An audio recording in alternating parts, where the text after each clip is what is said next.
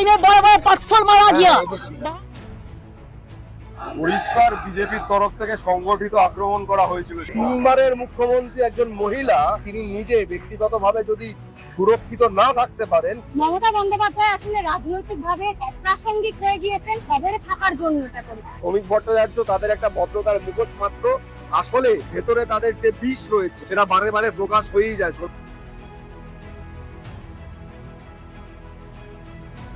হালি শহরে দলীয় কর্মীর কাস্টোডিয়াল ডেথ আর মমতা বন্দ্যোপাধ্যায় তার পরিবারের সঙ্গে দেখা করতে যান, সেখানেই তিনি আক্রমণের শিকার হন।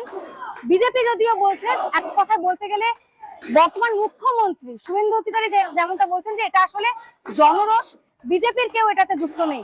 বিজেপির রাজ্য সভাপতি শ্রমিক ভট্টাচার্য এই ঘটনার নিন্দা জানিয়ে তিনি বলছেন যে এর সঙ্গে বিজেপির কোনো যোগ নেই। আমাদের সঙ্গে রয়েছেন অনির্বাণ বন্দ্যোপাধ্যায়, তার সঙ্গে কথা বলবো। এই যে প্রাক্তন মুখ্যমন্ত্রী মমতা বন্দ্যোপাধ্যায়, তিনি এই প্রথম ক্ষমতাচ্যুত হওয়ার পর কলকাতার বাইরে গেলেন কোনো কর্মসূচিতে, আর এইরকম একটা অপ্রীতিকর ঘটনার মুখোমুখি, যেটাতে বলা হচ্ছে যে জনরোষের শিকার তিনি হয়েছেন। আপনি কিভাবে দেখছেন এই ঘটনাটি? পরিষ্কার বিজেপির তরফ থেকে সংগঠিত আক্রমণ করা হয়েছিল। সেখানে উপস্থিত একাধিক ব্যক্তি, তাদের সাথে বিজেপি বিধায়ক থেকে শুরু করে বিভিন্ন নেতাদের ছবি আমরা আইডেন্টিফাই করে আমাদের সমাজ মাধ্যমের হ্যান্ডেলে আমরা যেটা পোস্ট করেছি। যে কোনো জায়গায় বিজেপির সংগঠিত এই যে আক্রমণ, তাকে মূলধারা সংবাদ মাধ্যম জনরস বলে চালিয়ে দিচ্ছে। এই কারণেই তারা বিক্ষোভের মুখে পড়ে, আর তখন যারা যখন বিক্ষোভের মুখে পড়ে তখন তারা বলেন আক্রমণ করা হয়েছে। আজকে তারা যেটাকে জনরস বলে চালানোর চেষ্টা করছে, এটা স্পষ্টভাবে বিজেপির তরফ থেকে সংগঠিত আক্রমণ।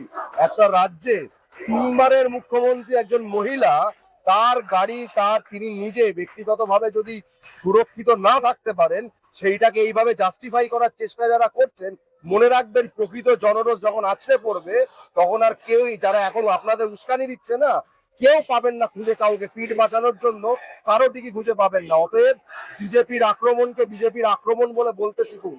এটা কোনো জনরোষ নয়। জনরোষ যখন হয় সেটা শাসকের বিরুদ্ধে হয়, প্রাক্তন শাসকের বিরুদ্ধে কখনো হয় না। যে এর আগে অভিষেক বন্দ্যোপাধ্যায় তিনি যখন সোনারপুরে গিয়েছিলেন, আমরা দেখেছিলাম যে সেই ডিম ছোড়ার ঘটনা এক প্রকার সেখান থেকে শুরু হয়েছিল। আজকে তো এক প্রকার ডিম ছোড়ার বিষয়টা মুড়ি মুড়কির মতো সবার সঙ্গেই ঘটছে। আজকে প্রাক্তন মুখ্যমন্ত্রীর উপরেও এই ঘটনা, তো কোথাও গিয়ে কি এই মব লিঞ্চিং এর মানসিকতা আজকে স্বাভাবিক রূপ নিয়ে নিয়েছে?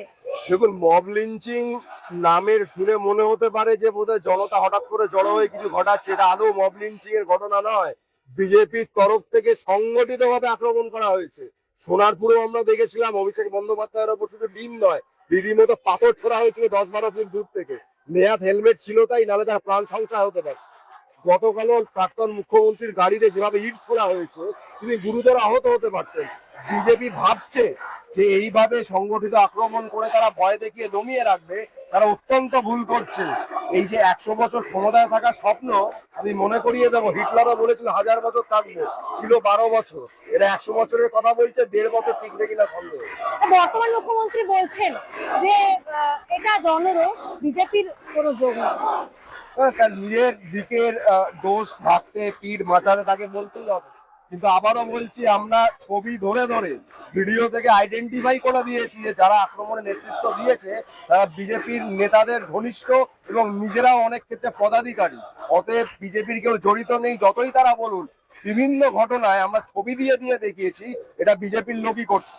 এবং শ্রমিক ভট্টাচার্য তিনি এর আগেও এইরকম বিভিন্ন ঘটনায় তিনি বলেছেন ডিম ছোড়া উচিত নয়, বন্ধ হওয়া দরকার।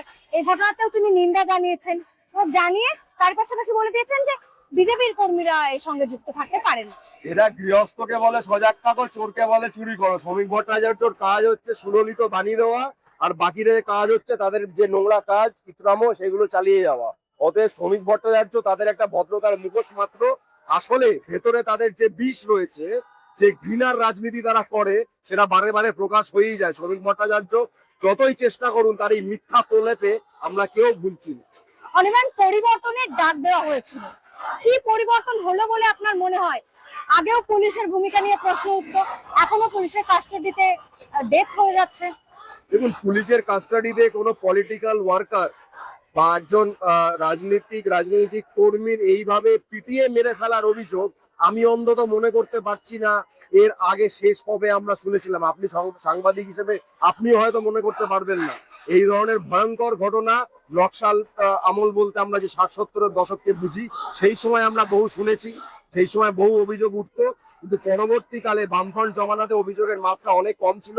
রাজনৈতিক কর্মীদের ক্ষেত্রে বলছি, তৃণমূল জমানায় একটাও এরকম অভিযোগ কিন্তু আমি অন্তত মনে করতে পারছি না।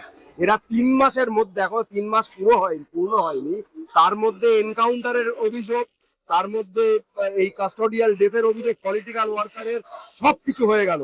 প্রাক্তন মুখ্যমন্ত্রীর উপর হামলা, সাংসদদের উপর হামলা, জনপ্রতিনিধিদের উপর হামলা, একটা কিছু বাকি নেই।